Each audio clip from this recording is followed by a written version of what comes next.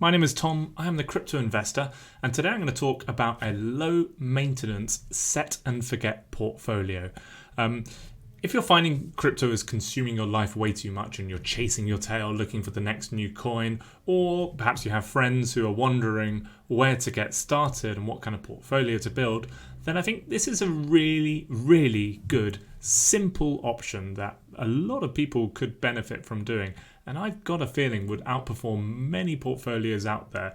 It's not littered with the likes of Doge and XRP and, dare I say it, Cardano. It's a really, really simple fund a portfolio that benefits from index funds. And if you're not sure what an index fund is, perhaps you've invested in stocks and shares and you're familiar with, say, the Nasdaq, which is the top 100 tech companies, or the S&P 500, or ETFs, which are themes of individual stocks in a basket. And what we have available in crypto that a lot of people know about are these baskets, these thematic baskets, and they're provided by the index CoOp. We'll come into that. But before I do, could I just ask you to hit the like button? That's it. Thank you. And also, if you're not subscribed, that'd be brilliant too. And tell your mates and comment, all that stuff. Anyway, so Index CoOp, they basically have 360 million under management, and they provide a few funds. They have a DeFi one, a Metaverse one, and the Bankless Bed index. So the first one we're going to look at is this Bankless Bed index. If you're not familiar with the Bankless DAO, basically very amazing community. If you don't listen to the Bankless podcast, you should. It's brilliant. So the Bankless Bed Index is their set and forget. That's 50% of this portfolio. And it's basically, I've done a video on it before. There it is. It's 1/3 Bitcoin, 1/3 Ethereum, and 1/3 DPI, which is the DeFi index. So this is an aggregation of many of the DeFi tokens built on Ethereum. And the nice thing about an index is that if, let's say, Compound get hacked or they go to shit, then it's okay in a way because their boots will be filled by other providers. And so you are benefiting from the whole market being lifted. You have, strength in numbers. And so it's a safer way to be investing. Of course, it means you'll probably have a slightly less volatile and, you might trim your gains a little bit, but you also won't be awake at night wondering if you should be selling a token. You just have a nice broad allocation. So 1/3 Bitcoin, 1/3 Ethereum, 1/3 DPI, fantastic. So that means we've got 15% in each of those. So the next one I've gone for is Ethereum, which is 25%. So we know we've got 15% in here. So we're saying basically that 40% of this portfolio is actually Ethereum. Now, I personally have 50% of my portfolio in Ethereum and 50% in alts. But I think that 40% is sufficient. I don't have Bitcoin in mine, for example, and this has an allocation towards Bitcoin. I probably should have a little bit as a bit of stability, but hey, I just think the gains on Ethereum are potentially greater.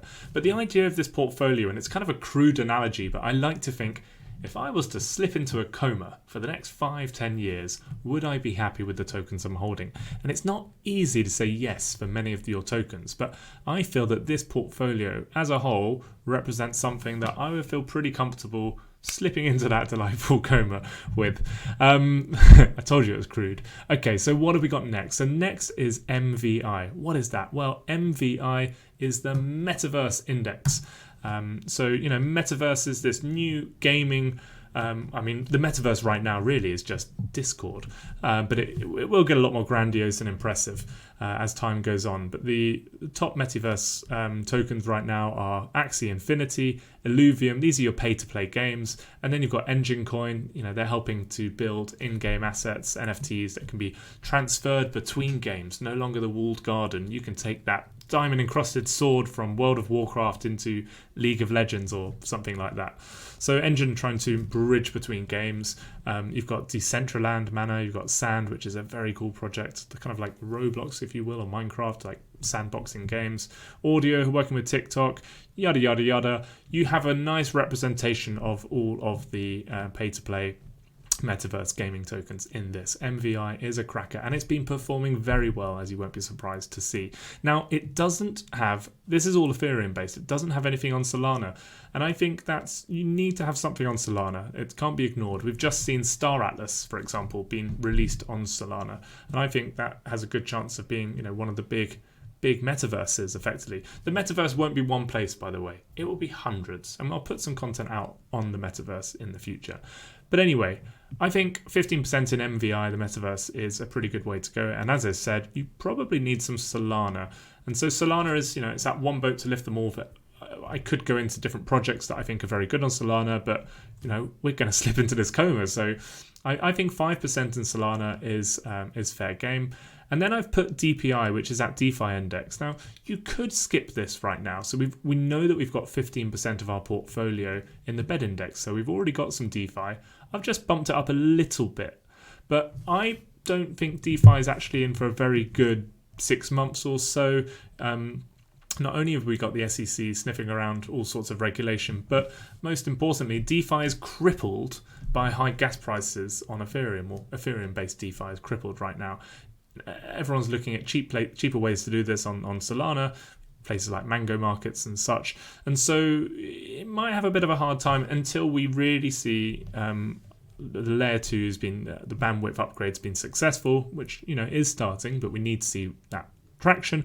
And of course, the merge to 2.0, which we will get come March, April time. So I think we've got 6 more months. Anyway, you could put it in now because, of course, this is a 5-year hold, and you should be holding these portfolios for 5-10 years. The more volatile your assets, the longer you should be prepared to hold them for. Never dip in and out of crypto. This is a long-term strategy.